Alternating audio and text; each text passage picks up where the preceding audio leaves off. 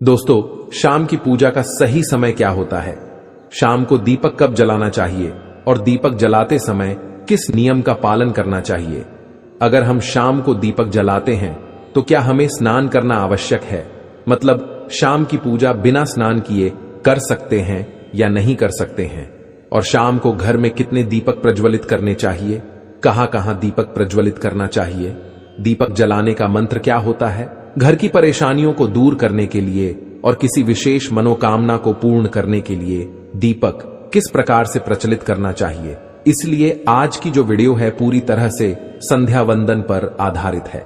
शाम के समय जो आप संध्या वंदन करते हैं, पूजा आराधना करते हैं, दीप प्रज्वलित करते हैं, वह किस प्रकार से आपको करना है, किस नियम का पालन करना है। मतलब आज की वीडियो पूरी तरह से आपके प्रश्नों पर आधारित है, जिनका उत्तर मैं आपको शास्त्रों के अनुसार देने का पूरा प्रयास करूंगा। तो वीडियो को पूरा जरूर देखें और अगर आपको आज की वीडियो अच्छी लगे तो इसे लाइक जरूर कीजिए, क्योंकि आपके लाइक और आपके कमेंट मेरे लिए बहुत महत्वपूर्ण होते हैं। यह एकमात्र जरिया है जिससे मुझे पता चलता है कि आपको यह वीडियो अच्छी लगती है। साथ ही कमेंट बॉक्स में भगवान शिव और माता लक्ष्मी के नाम का जयकारा भी जरूर लगाएं। इससे आपको सकारात्मक ऊर्जा की प्राप्ति होती है। और अगर आपका कोई भी सुझाव हो, कोई भी प्रश्न या कोई विशेष वीडियो देखना चाहते हैं तो उसके लिए भी कमेंट बॉक्स में जरूर लिखें। और हां, चैनल पर पहली बार आए हैं, अगर अभी तक आपने चैनल को सब्सक्राइब नहीं किया है तो आराध्य शिव चैनल को सब्सक्राइब जरूर कर लीजिए और बेल आइकन को प्रेस कर लीजिए। इससे यह होगा कि इस चैनल पर जो नई वीडियो अपलोड होंगी वो आपको सही समय पर प्राप्त होगी। तो सबसे पहले बात करते हैं कि दीपक प्रज्वलित करने से पहले, मतलब शाम को पूजा करने से पहले क्या स्नान करना आवश्यक है? देखिए, शास्त्रों के अनुसार पूजा में शुद्धता आवश्यक होती है। तो जब हम सुबह पूजा करते हैं तब तो स्नान करना अत्यंत आवश्यक होता है। सुबह बिना स्नान के पूजा नहीं करनी चाहिए। लेकिन शाम की पूजा आप हाथ पांव मुंह धोकर भी कर सकते हैं, जरूरी नहीं है आप स्नान करें। अब देखिए, आप चाहे तो वस्त्र भी बदल सकते हैं या फिर आप सिर्फ हाथ मुंह धोकर खुला करके भी पूजा कर सकते हैं। जैसे कि आपको शाम के समय पूजा करनी है तो दिन में भी आप शुद्धता का ध्यान रखें। जैसे कि आप जब भी टॉयलेट जाते हैं, बाथरूम जाते हैं, तब उस समय शुद्धिकरण जरूर कीजिए, खुला जरूर करना चाहिए।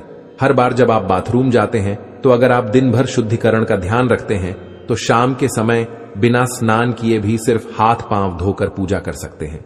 और चाहे तो स्नान भी कर सकते हैं। जैसे कि गर्मियों के दिन है तो शाम के समय भी आप स्नान करके पूजा कर सकते हैं।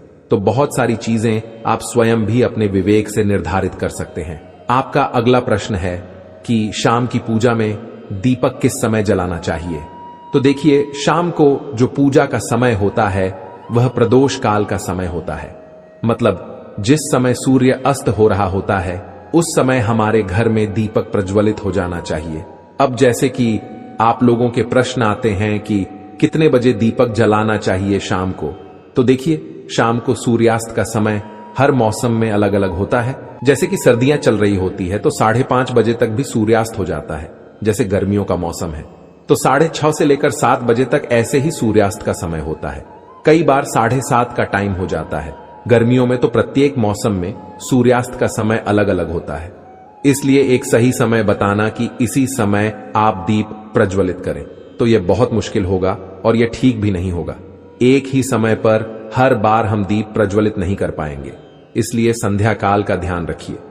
जब संध्या काल का समय होता है, मतलब जब सूर्य अस्त हो रहा होता है, उस समय आप अपने घर में दीपक प्रज्वलित कर दीजिए।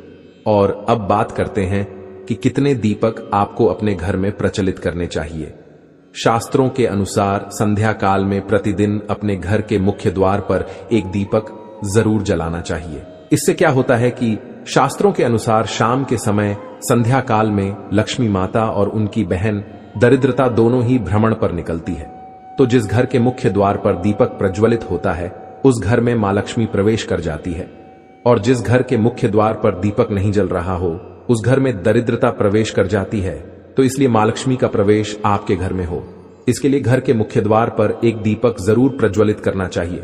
और हां, घर के मुख्य द्वार पर जो दीप प्रज्वलित किया जाता है संध्या काल में, इसके बहुत सारे फायदे शास्त्र में बताए गए हैं। शास्त्रों के अनुसार संध्या काल में जिस घर के मुख्य द्वार पर दीप प्रज्वलित होता है उस घर में किसी भी प्रकार की नकारात्मक ऊर्जा प्रवेश नहीं करती है, कोई भी वास्तु दोष आपके घर में हो। अगर आप मुख्य द्वार पर दीप प्रज्वलित करते हैं तो समस्त प्रकार के वास्तु दोष से मुक्ति मिल जाती है।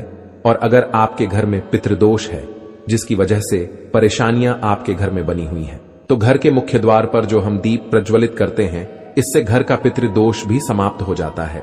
और इसके अलावा घर में किसी भी प्रकार की अशांति रहती हो या फिर आपके घर में बीमारियां बहुत रहती हैं, कलह रहता है, आर्थिक तंगी रहती है, तो घर के मुख्य द्वार पर हम दीप प्रज्वलित करते हैं तो समस्त प्रकार की परेशानियों से, दुखों से आपको मुक्ति मिल जाती है। इसलिए घर के मुख्य द्वार पर दीप प्रज्वलित करना अत्यंत आवश्यक होता है। शास्त्रों के अनुसार घर के मुख्य द्वार पर एक दीपक अवश्य ही होना चाहिए। अब बात करें दूसरे दीपक की, तो दूसरा दीपक आपको अपने घर की तुलसी के पास प्रज्वलित करना चाहिए।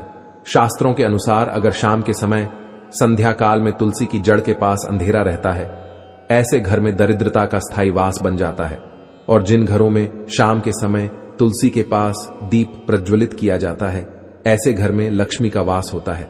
श्री हरि विष्णु सहित महालक्ष्मी ऐसे घरों में वास करती है। तो आपको प्रयास करना चाहिए कि शाम के समय तुलसी के पास एक दीपक अवश्य प्रज्वलित करें। अब बात करें अगले दीपक की, तो शाम के समय अपने घर के ईशान कोण में, मतलब जहां पर भी आपने अपने घर का मंदिर बनाया हुआ है उसी स्थान पर घर के मंदिर में एक दीपक अवश्य प्रज्वलित कीजिए।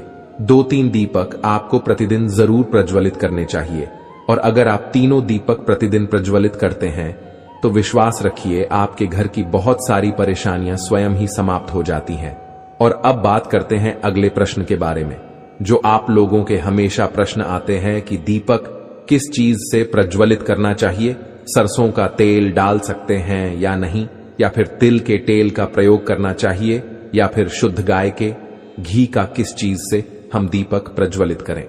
तो देखिए, शास्त्रों के अनुसार सरसों के तेल का दीपक हर जगह प्रज्वलित नहीं करना चाहिए। सरसों का तेल कड़वा तेल कहा जाता है। इस तेल का दीपक हम प्रज्वलित करते हैं शनिदेव के लिए। अगर आप दीप दान करते हैं शनिवार के दिन तो आपको सरसों के तेल का दीपक प्रज्वलित करना चाहिए। और आप चाहे तो जैसे कि पीपल का वृक्ष होता है वहां पर भी सरसों के तेल का दीप प्रज्वलित कर सकते हैं, या फिर भैरव देवता होते हैं उनके लिए भी तेल का दीपक प्रज्वलित किया जाता है। इसके अलावा कहीं पर भी सरसों के तेल का दीप प्रज्वलित करने की बात शास्त्रों में नहीं कही गई है। शास्त्रों के अनुसार किसी भी देवता के निमित्त जो हम दीप प्रज्वलित करते हैं उसमें गाय का घी डालकर ही प्रज्वलित करना चाहिए। अब देखिए, ऐसे समय में जबकि गाय का शुद्ध घी नहीं मिल पाता है तब हमें क्या करना चाहिए। तब आपको गाय के घी के नाम पर जो भी घी मिल जाता है या फिर शुद्ध घी मिल जाता है उसका प्रयोग कर सकते हैं, या फिर आप चाहें तो तिल के तेल का दीप प्रज्वलित कर सकते हैं। तो प्रतिदिन जो आप दीपक प्रज्वलित करते हैं अपने घर में, चाहे आप घर के मुख्य द्वार पर प्रज्वलित करें या फिर तुलसी के पास प्रज्वलित करते हैं या फिर घर के ईशान कोण में प्रज्वलित करते हैं, तो सभी दीपक आप तिल के तेल या शुद्ध घी का प्रज्वलित करें। और हाँ, जब आप दीपक प्रज्वलित करते हैं, जैसे कि मुख्य द्वार पर ज्योति प्रज्वलित करेंगे या फिर तुलसी के पास दीप प्रज्वलित करते हैं या फिर घर में जो दीप प्रज्वलित किया जाता है, तो एक चीज का ध्यान रखना चाहिए, कभी भी दीपक को सीधे जमीन पर नहीं रखा जाता है। दीपक रखते समय प्रतिदिन दीपक के नीचे थोड़ा सा आप चाहे तो चावल रख सकते हैं या फिर आप चाहे तो थोड़े से पुष्प रख सकते हैं। और हाँ, अगर आप दीपक के नीचे चावल रखते हैं तो इस बात का आपको ध्यान रखना है कि चावल अखंडित होना चाहिए, क्योंकि ऐसा माना जाता है कि अगर टूटे हुए चावलों का प्रयोग हम पूजा में करते हैं किसी भी प्रकार से, चाहे दीपक के नीचे रखकर करते हैं या फिर अक्षत के स्वरूप में करते हैं, तो इससे घर में दरिद्रता आती है। इसलिए अखंडित चावल होने चाहिए। अगर आप दीपक के नीचे रखते हैं तो, और जैसे कि कई लोगों के प्रश्न आते हैं कि प्रतिदिन जो दीपक के नीचे हम चावल रखेंगे तो उस चावल का अगले दिन क्या करना चाहिए, तो अगले दिन उठाकर आप पक्षियों को डाल दीजिए, पक्षी उसे खा जाते हैं। और घर में जो आप ईशान कोण में दीप प्रज्वलित करते हैं, मतलब घर के मंदिर में जो दीपक प्रज्वलित किया जाता है, उस दीपक को आप किसी पात्र में भी रख सकते हैं। जैसे कि एक छोटी सी प्लेट ले लीजिए, उसी प्लेट में दीपक रख दीजिए और उस दीपक को हम प्रज्वलित करते हैं। मतलब घर के मंदिर में जो दीपक प्रज्वलित करेंगे वह आप किसी पात्र में भी रख सकते हैं, लेकिन सीधे जमीन पर आपको कोई भी दीपक नहीं रखना। इस बात का ध्यान रखिए। और आपका अगला प्रश्न है कि शाम की पूजा करते समय किस मंत्र का जप करना चाहिए। दीप प्रज्वलित करते समय दीप जलाने का मंत्र क्या होता है? तो देखिए, दीप जलाने का मंत्र मैं आपको बता देता हूं। आप अगर जप सकते हैं तो जरूर जपिए, लेकिन अगर आप मंत्र नहीं जप पाते हैं तब भी शाम के समय जब आप दीपक प्रज्वलित करते हैं उस समय आप किसी भी मंत्र का जाप कर सकते हैं। जैसे कि आप चाहे तो माता रानी, कृष्ण कन्हैया के किसी मंत्र का जप कर सकते हैं। आपके कोई इष्ट देवता हो तो उनके मंत्रों का भी जाप कर सकते हैं। दुर्गा चालीसा का, हनुमान चालीसा का पाठ करते हुए भी आप दीप प्रज्वलित कर सकते हैं। जरूरी नहीं है कि आप दीपक जलाने वाला मंत्र ही पढ़ेंगे। किसी भी मंत्र को पढ़कर आप दीप प्रज्वलित कर सकते हैं, संध्या वंदन कर सकते हैं, क्योंकि शास्त्रों में कहा गया है कि मौन रहकर कभी भी पूजा नहीं करनी चाहिए। जो भी शुभ कर्म होते हैं वह मंत्र उच्चारण के साथ ही संपूर्ण किए जाते हैं, इसलिए मंत्रोच्चारण आवश्यक है। कोई भी मंत्र जपते हुए आप पूजा कर सकते हैं, संध्या वंदन कर सकते हैं, लेकिन दीपक जलाने का जो शास्त्रों के अनुसार मंत्र है वह मैं आपको पढ़कर बता देता हूं। मंत्र है, शुभम करोति कल्याणम आरोग्यम धन संपदा शत्रु बुद्धि विनाशाय दीप ज्योति नमोस्तुते। दीपो ज्योति परम ब्रह्म दीपो ज्योतिर्जनार्दन दीपो हर्तु में पापम संध्या दीप नमोस्तुते। इस मंत्र का जाप दीपक प्रज्वलित करते समय करने से कहा जाता है कि सभी प्रकार के पापों से मुक्ति मिल जाती है और दीप देवता जो होते हैं वह हमारे जीवन में प्रकाश करते हैं। तो बहुत आसान है। यह मंत्र अगर आप लोग नियमित पढ़ेंगे तो निश्चित ही आपको याद हो जाएगा और दीपक प्रज्वलित करते समय आप बिना देखे भी पढ़ पाएंगे। और अभी आप चाहें तो इसे किसी कागज पर लिखकर रख सकते हैं और घर के मंदिर में ही रख दीजिए जहां पर आपको दीपक प्रज्वलित करना है। तो जब आप दीप जलाएंगे तब आप इस मंत्र को देखकर पढ़ सकते हैं और कुछ दिनों में तो याद हो ही जाता है। तो ये है आज की वीडियो जिसमें शाम की पूजा से संबंधित, शाम को दीपदान से संबंधित संपूर्ण जानकारी मैंने आपको शेयर की है। उम्मीद करता हूं वीडियो आपके लिए उपयोगी होगी। इसके अलावा भी अगर आपका कोई प्रश्न हो तो कमेंट बॉक्स में जरूर लिखें और यह वीडियो आपको कैसी लगी कमेंट बॉक्स में लिखकर जरूर बताएं। इन गलतियों से घर में होती है धन की कमी, जल्द अपनाएं ये वास्तु टिप्स। नंबर 1, घर में तुलसी का पौधा और दाड़िम का पेड़ होना ही चाहिए। ये दोनों धन को बहुत शुभकारी होते हैं। तुलसी माता जगदम्बा का रूप है।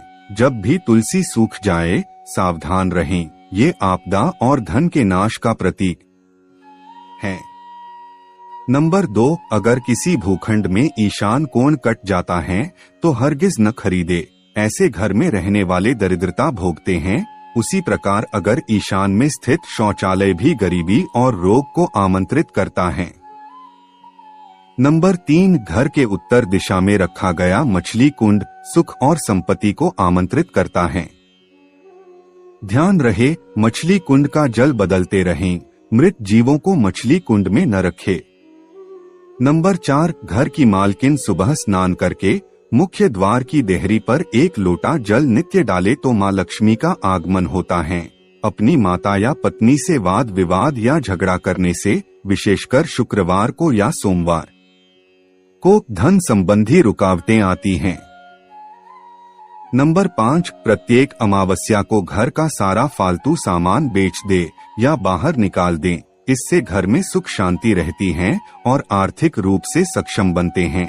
अमावस्या को कोई नई वस्तु या कपड़े खरीदने से बचना चाहिए। नंबर 6, शाम के समय कोई मेहमान या सुहागिन स्त्री आती हैं तो उसका सम्मान करके जल पान करावें। ये मां लक्ष्मी के आने का संकेत है। नंबर 7, यदि गृह के आग्नेय कोण में पानी की मटकी या जल संचय की व्यवस्था गलती से हो गई हो तो उस दोष को कम करने के लिए उस स्थान के ऊपर 1 लाल बल्ब 24 घंटे जला रहने दें। इस दोष के कारण खर्चे बहुत बढ़ जाते हैं। नंबर 8, एक नियम का पालन करें। प्रतिदिन घर के मंदिर में दीपक जलाए। घर की प्रथम रोटी गाय को एवं अंतिम रोटी कुत्ते को दे। इन बेजुबान जानवरों को रोटी देने पर भाग्य के दरवाजे खुल जाते हैं। नंबर 9, पीपल को विष्णु का अवतार कहा जाता है। प्रतिदिन पीपल को जल चढ़ाने से लक्ष्मी की प्रसन्नता प्राप्त होती है। अगर घर में पीपल हो तो कभी भी उसे नहीं कटवाए। इससे माता लक्ष्मी और विष्णु की अप्रसन्नता प्राप्त होती है। नंबर 10, कभी भी घर में 2 बार झाड़ू पोंछा ना करें। एक बार के झाड़ू पोंछा से नकारात्मक ऊर्जा समाप्त होती है, तो दूसरी बार करने से सकारात्मक ऊर्जा समाप्त हो जाती है और देवी देवताओं का पलायन हो जाता है। नंबर 11, घर के अग्नि कोण या पूर्व दिशा में या ईशान कोण या उत्तर और वायव्य कोण के बीच में अलमारी या तिजोरी रखने से खर्चे बढ़ते हैं और धन कम होता जाता है। दक्षिण दिशा में उत्तरमुखी अलमारी या नैऋत्य में उत्तरमुखी या पूर्वामुखी या उत्तर दिशा में पूर्वाभिमुख तिजोरी रखने से धन संपदा उत्तरोत्तर बढ़ती रहती है। नंबर 12, घर में तांबे का कलश, हाथी की मूर्ति या चित्र, शहद, दर्पण, मोर के जोड़े की मूर्ति या चित्र, घी रखना चाहिए। मार्कंडेय पुराण के अनुसार ये वस्तुएं मां लक्ष्मी को आमंत्रित करती हैं। इसके अलावा पूजा घर में स्वयं के कुलदेवता या कुलदेवी का स्थान जरूर होना चाहिए। नंबर 13, ईशान कोण में स्थित कमरे का दरवाजा पूर्वाभिमुख या उत्तराभिमुख रखने से धन की कमी नहीं रहती है। नंबर 14, घर का मध्य कोण खाली होना चाहिए। ये ब्रह्मा का स्थान है। जब मध्य स्थान खाली होता है तो घर में सुख संपदा का वर्चस्व रहता है। नंबर 15, अगर जल निकासी की व्यवस्था ईशान कोण की तरफ हो तो धन के लिए बहुत लाभकारी रहती है। इसके विपरीत पश्चिम या नैऋत्य की और जल निकासी या नाला हो तो सुख और धन का नाश करता है। नंबर 16, जब पूर्व में स्नानागार हो और वायव्य में या दक्षिण दिशा में शौचालय हो तो धन प्राप्ति में बाधक नहीं बनता है, अन्य दिशाओं या कोण में प्रगति में बाधक बन जाता है। नंबर 17, ईशान यानी उत्तर पूर्व में जल संचय की व्यवस्था जैसे बोरिंग, कुआं, टैंक धन को बढ़ाने में बहुत सहायक होती हैं। जल पंच तत्वों में एक महत्वपूर्ण तत्व है। जल तत्व का वास्तु में सही नियोजन धन संपदा बढ़ाने वाला माना गया है। नंबर 18, अगर किसी मंदिर में नीचे आंगन में गिरा हुआ सिक्का या पुष्प मिल जाए तो लाल कपड़े में बांध कर रखें। उसको अपने पूजा घर या धन स्थान में लाल कपड़े में रखें। ये प्रभु का आशीर्वाद माना जाता है और धन संपदा में आकस्मिक लाभ होता है। नंबर 19, वास्तु वेद, मुख्य धार वेद से बचें। मुख्य धार या वास्तु के सामने खंभा, दीवार, पेड़ या सीढ़ियां होने से वेद होता है।